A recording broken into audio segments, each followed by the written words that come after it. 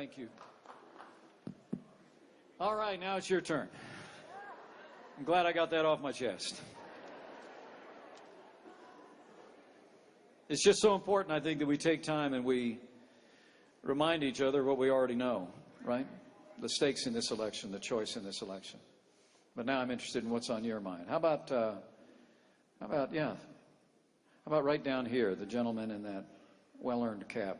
You mind? Pass it down to him. While he stands up, could I ask all of those who've worn the uniform of the United States to please stand up and allow us to show our appreciation? Thank you for your service.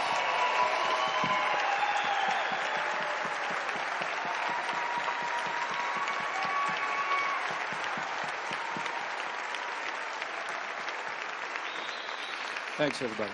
Yes, sir. It's an honor, Governor. Thank you. Sir, there's an issue with veterans, 2 to 3 million veterans around the country. I'm a retired disabled vet from the Navy. I get $265 a month from the VA. Mm-hmm. The Navy then turns around or applies what they call the VA offset and subtracts $265 out of my retirement check. The VFW, the DAV, and the Legion, of which I'm a life member of all three, have been fighting this for decades. I've contacted my senators, my congresspeople, nothing's been done. It's since I retired in '97, I figure I've lost like $70,000. So I would like you and Mr. Trump to please address this issue and take care of it. Tell me your first name. Phil. Phil, thank you for your service to the United States of America. And thank you. No, I think it was, Phil, I think it was a week ago today that Donald Trump and I were at the VFW National Convention, and I'd recommend to your attention his speech. He laid out a 10-point plan, and I guarantee you, because I've heard him talk about it when there aren't any cameras around, Donald Trump is going to fix the Veterans Affairs Administration and make it work for every veteran in this country.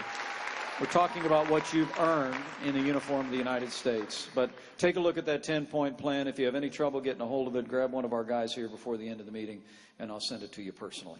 But I guarantee you, day one of the Trump administration, we're going to work on turning the VA. It has been appalling. It has been appalling to see veterans having to wait a week to even see a doctor and months for medical treatment. It's just utterly unacceptable. I mean, we owe our veterans a debt we can never fully repay. But we're going to do a better job at the VA, and I will carry back the point you made straight to Donald Trump today. Thank you very much. God bless you. Thank you. Okay. How about over here? Yes, on the row here? Great. Hi, what's your name? Fran King. What is it? Fran King. Oh, Fran. Hi. Fran. I'm from Green Valley, Arizona, and on behalf of my friend Jenny Jensen, who is not able to be here today, I would like to ask a question for her. She wants to know if when Donald Trump and you are going to be addressing rallies, immigration, the economy, and jobs. Mm-hmm. Immigration, the economy, and jobs. Well, let me tell you, Donald Trump is dedicated to secure borders, and he's going to build a wall that will ensure that we are a nation of borders.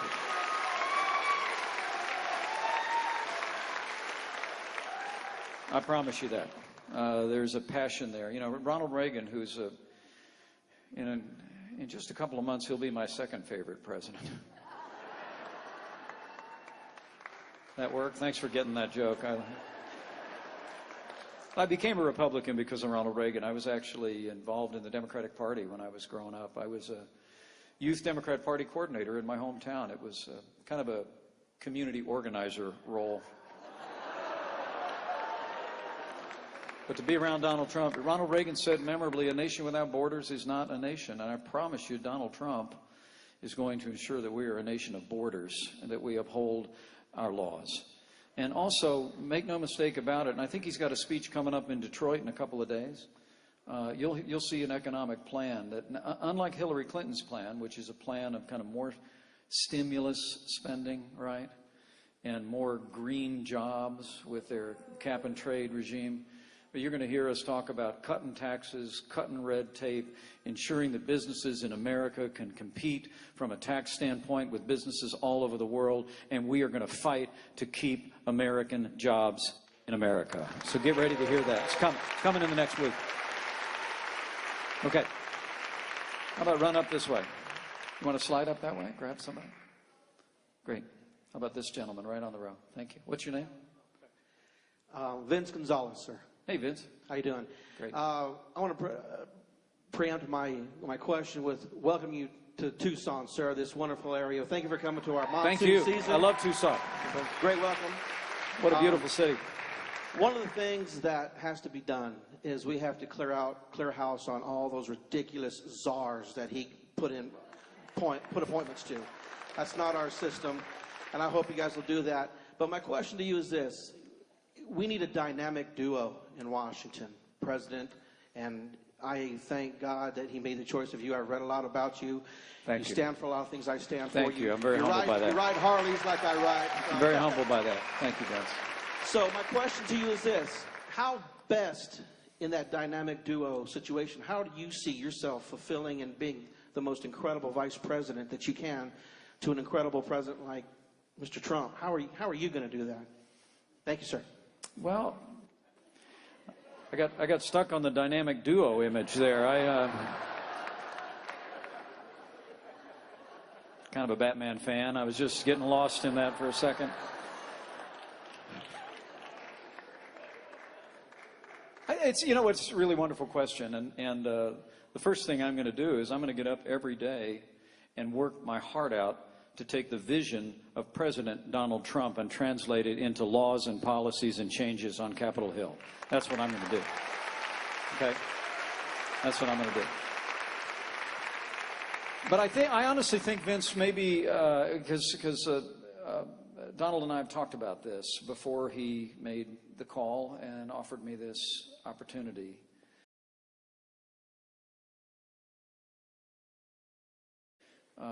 Is that, he's a man who's built a global business and, an extraordinary success. An extraordinary success. I mean, he, like me, his grandfather immigrated to this country. His father was a self-made man.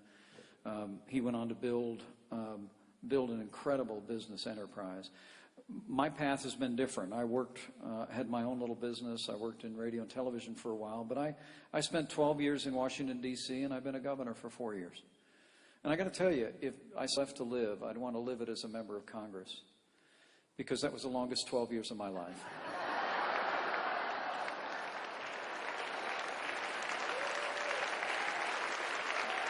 Thank you. But seriously, no. As we've talked, I've had the great privilege, all kidding aside, to know people serving in Washington, D.C. And believe it or not, there's a lot of extraordinarily talented and dedicated men and women who serve in our nation's capital. I'll even say that in both political parties. And I've gotten to know them over the years and know the people who work for them. I know governors all over the United States. And my hope, and I think maybe it's one of the reasons why Donald Trump called, was the ability to take that extraordinary vision to make America great again, those policies that he's been laying out, and be able to convey those to the people on Capitol Hill and to build on those relationships. I always love to tell people, Washington, D.C. is actually just kind of it's a great big small town. I grew up in a small town, so I like small towns. But Washington, D.C., small towns. But Washington, D.C., when you add it all up, it's like there's 535 people on Capitol Hill, there's 9 people across the street at the Supreme Court, and there's 1 person down at the other end of Pennsylvania Avenue. Small town. And I've just had the incredible privilege of getting to know a lot of those people over the years. And so I would hope that maybe my experience to interpret that, because I really do believe that Donald Trump's leadership, his vision, his drive can transform our nation's capital, rebuild our military, and unleash the unbridled power of the American economy. But we've got to drive those policies forward to do it. Yes. How about up this row? We slide right up that row. Let's pick a young lady up that row. We'll go boy, girl today. Okay. All right. There we go. You got it. Yeah.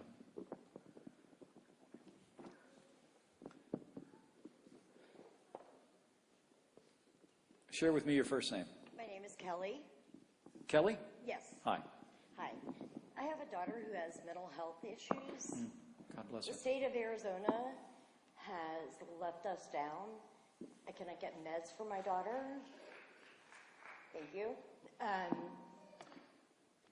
They have completely left us in the lurch as far as residential treatment for these kids. Okay. And I just want you to know that this is a huge problem. My daughter's birth mother was an addict. My child was born addicted, and she has issues because of it. I just want to know that Donald is, and you are on board with us. Well, Kelly, let me first, thanks for being a great mom. Thanks for being a great champion for your daughter. Thank you. I have 9 children. Yeah. This child is my youngest of 9. Yeah. Wonderful. What a wonderful family. Well, let me say, we've talked about just this issue. You know, one of the issues that is touching people all over the country bears upon this question. You said your family's been touched by mental health issues, but also by drug abuse and addiction. Without a doubt. And there's often a very close relationship between the two. Yes.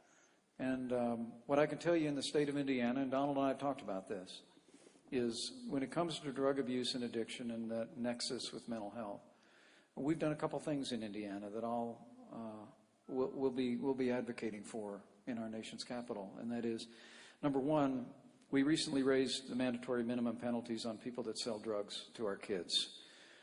I wanted Indiana to be the worst place in America to sell these poisons to our kids. But in the same breath, we've worked hard in Indiana through Medicaid reform and other efforts to expand access to mental health treatment in our state, to help people have a pathway to deal with mental health issues, but also where they're caught up in the cycle of drug abuse and addiction to have more access. We want to be a nation that comes alongside people and provides access to that care. And one of the things that can happen when we repeal Obamacare, Kelly, one of the things that can happen when we repeal Obamacare is that we can block grant Medicaid back to the states and allow states to do a lot of what Indiana's already done with what's called the Healthy Indiana Plan. In a couple of weeks, I'm going to break ground on the first new mental health hospital in a generation in the state of Indiana. But by getting rid of,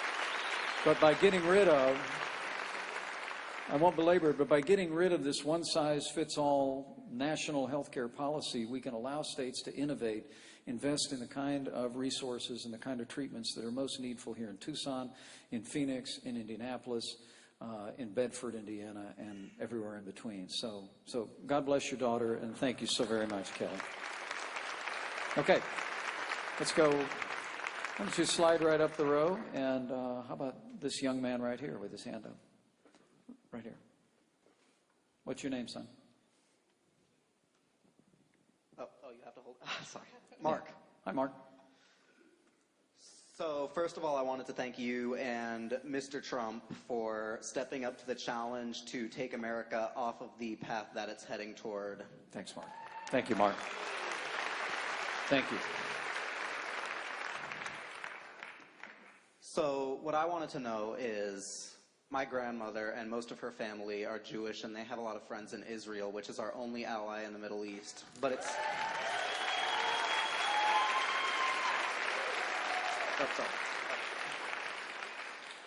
But it seems like the current administration is showing a lot of disrespect for Israel, what with Obama refusing to go and see Netanyahu's speech when he addressed us, and making deals with countries that want to destroy them.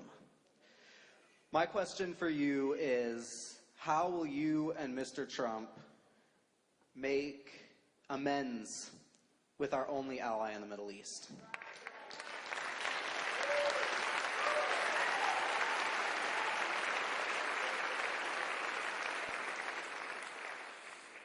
Mark, I'm very impressed with you. I don't know how young you are, but that's worth a round of applause. Wow. Nicely done. During my years in Congress, Mark, I served on the Foreign Affairs Committee for a decade. I also chaired, I was the senior Republican on the Middle East Subcommittee. I have a term for Israel. She is not our ally in the Middle East. She is our most cherished ally in the world. But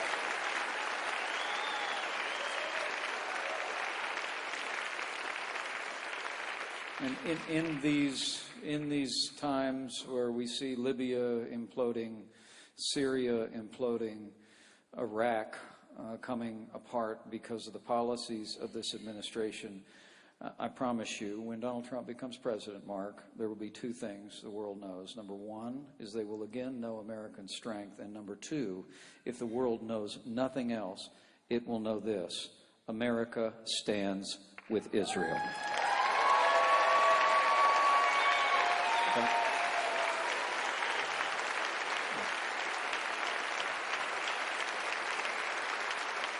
Great. We'll run up there. How about this young lady right here? Thank you for coming. Thanks for calling me young. What's you could return the favor, right? Yeah. All right. What's your first name? Donna Marie. Dawn Marie? Yes. Thank And you. besides being a retired veteran, I'm also a retired teacher. Great. And, Great. Thank you. Thank you for both of your service. Yes. And this is my question for you regarding education. Yeah. We have teachers that live below poverty level. They teach the future of our nation. And we have people sitting up in Washington who decide what's good for each state, what tests the kids are going to take, without any consideration of what actually goes on in the classrooms. What's your plan? Well, Dawn Marie, thank you for wearing the uniform, and thanks for your time in the classroom. You're awesome.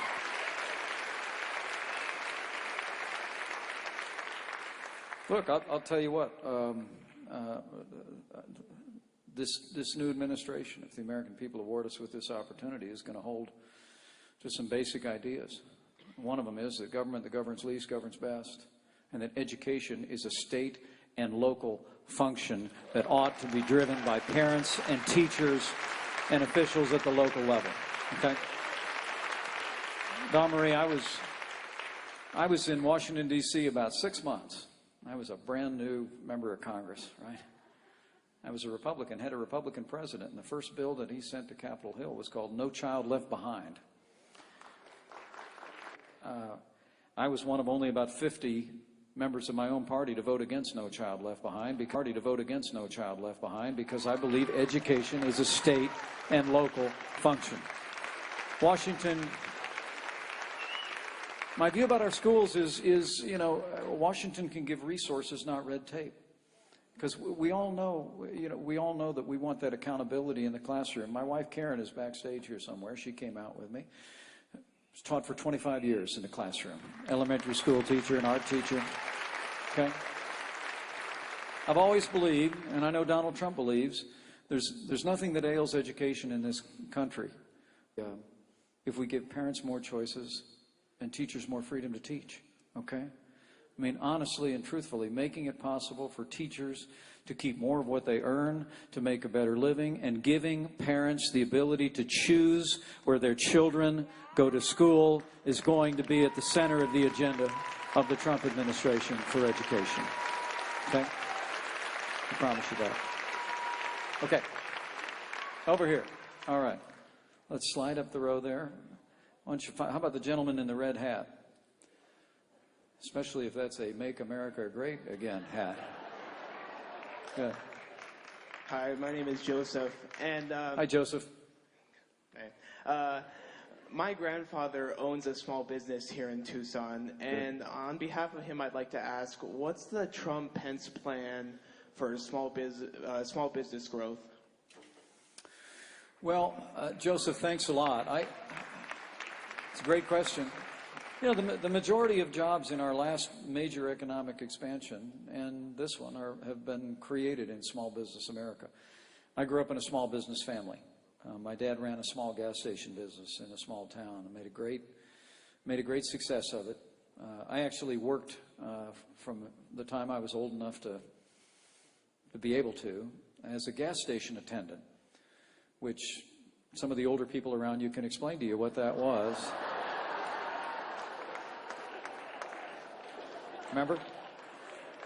Had my name on the shirt, said Mike, right? Used to run out to the car, fill the gas, wash the windshield, check the oil, check the tires, didn't charge you any more for it. So anyway, I love small business. I grew up in a small business family just like you have. The thing about small business is, and Donald Trump is going to describe this in his economic plan that will come out next week, I think at the Detroit Economic Club. But get ready. You know, there's something when people, it's not just about, you know, it's not just about lowering taxes. It's about recognizing that the majority of small businesses in this country file their taxes as individuals.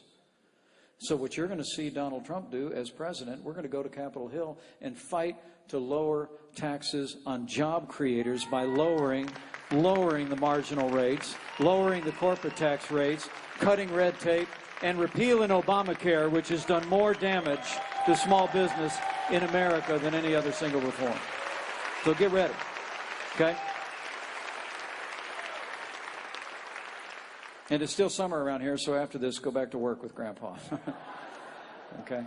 Good to see you, man. Thank you very much. Okay, right up on the row on the right there. How about this young lady? What's your name? My name's Felicia. Elisa? Felicia. Felicia, thank you. Thank you so much. So, I just wanted to address crime rates with, you know, Chicago with no gun, the really strict gun laws, and like here in Arizona, we have really liberal gun laws. And so, what about our Second Amendment rights, and what is your, your take on that?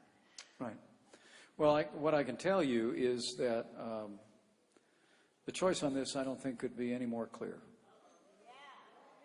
I mean, Hillary Clinton is a candidate for president who essentially is promising to rewrite the Second Amendment. But Donald Trump and I know firearms in the hands of law-abiding citizens makes our communities more safe, not less safe. Okay?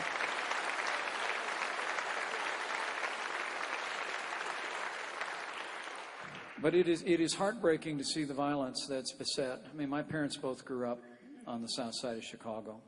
My grandparents are all buried there. That's a great city, and to see the tragedy there. But to your point, with some of the strictest gun laws in the country. Washington, D.C., in the years that I lived and worked there, has some of the strictest gun laws in America, and it too often has been the murder capital of the country. The simple truth is that in Donald Trump, you're going to have a president who stands by our liberties, but also is going to stand up for restoring law and order in communities across this country for the protection of all of our people in every community, in every neighborhood. Okay? Okay. A couple more, and then we'll have to slip out and head back north. How about... You want to slide up there? We've got, I like the lady waving her arm. That was new. Let's do that. We'll break training. Yes, go ahead, right there. Yes. Plus, my mom has red hair, so. Okay. Well, thank you so much for coming to Tucson. You It's bet. nice to know that the politicians haven't forgotten us. My question is, as a Christian, I have found that the decline of our country has come about from banning prayer in schools. And thus it's created a problem across our country with them taking the Ten Commandments off our walls, taking anything in the courthouses that reflects God. What I'd like to know is there any chance for us to restore prayer in schools?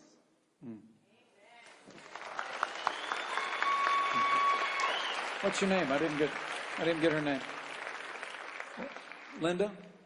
Thank you, Linda. Thank you for your testimony, and thank you for cherishing our Our freedom. Thank you for cherishing our freedom the way you did. You know, what I can tell you is, I want to tell you a story about the freedom of religion involving Donald Trump, and something I'm very excited about. But let me just say, I promise you, because we've talked about it, you've seen the list of people that he'll appoint. These are decisions that will be made by the Supreme Court of the United States, right? Donald Trump is going to appoint justices to the Supreme Court in the tradition of the late and great Justice Antonin Scalia. And they are justices who will uphold our freedom and our Constitution. Now, I got to tell you a story, though. I got to tell you a story, and I'm running up against it here. But this is very exciting to me, because when we talk about freedom of religion, there's a great story. When you think about, I got an American history degree when I was in college, Linda. I focused on the American founding, okay? Which, getting an American history degree at a small college in southern Indiana, I was able to get a job at the college. Pretty much, that was about all I got.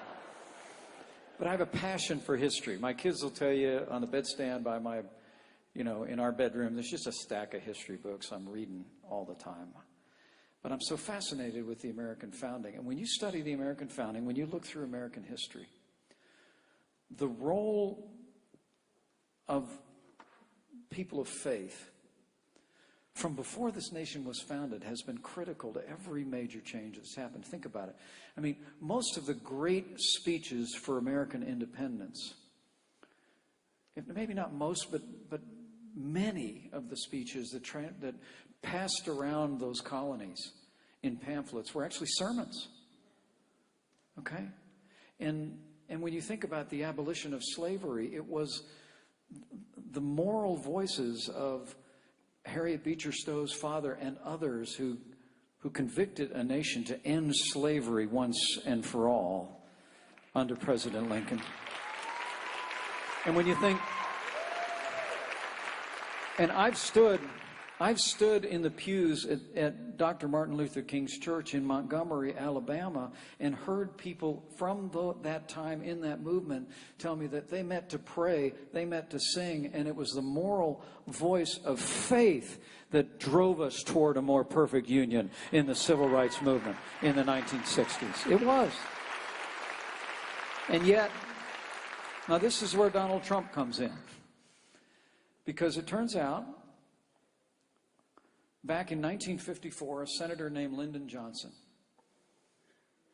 added a provision to our Internal Revenue Code that essentially prohibits tax-exempt organizations from endorsing or opposing a candidate, specifically churches. Right? Now, here's the story. I love this story. And Donald's told me more than once. Tell people about that. He's in a meeting with a bunch of pastors about 6 months ago, and they were all expressing their strong support for him. They sense his heart. They sense his passion, his stand for the right to life, his stand for the values that we care about, and the Constitution. And then he said to them, well, why don't you go back and tell people at your church here? And they said, well, we can't. And he said, why? And they said, the Johnson Amendment. The churches... And go back, and if you're in a church, synagogue, or any faith community, go ask the leaders. They'll tell you, their lawyers will tell them, we're going to put our tax-exempt status at risk if we speak out boldly. Okay? Now, I like to put it this way. Politicians always ask what. Leaders ask why. And Donald Trump asked why. Why does it have to be that way in a nation where the freedom of religion is enshrined as our first freedom in our First Amendment? And so we went to work. And a couple weeks ago, for the first time in the history of the Republican Party, a provision was added to the platform of the party to repeal the Johnson Amendment from the laws of the United States. And Donald Trump will stand for the freedom of men and women of faith to speak their minds in every community of faith in this country. Very exciting. It's very exciting. So it's all about freedom. Well, I think I better slip out and go. I'm going to say hi to as many of you as have a chance to say hello down on the railing before we head. But let me just encourage you one more time to leave here today. Leave here today encouraged to go out and do the work. Arizona will loom large in the decision that America will make. The choice could not be clearer. So if you'll leave here today with a burden on your heart to talk to your neighbors and friends, to roll your sleeves up and not rest and not relent until we elect Donald Trump, the 45th President of the United States of America, you will have done your part to make America great again. Thank you very much, and God bless you. It's wonderful to be in Tucson.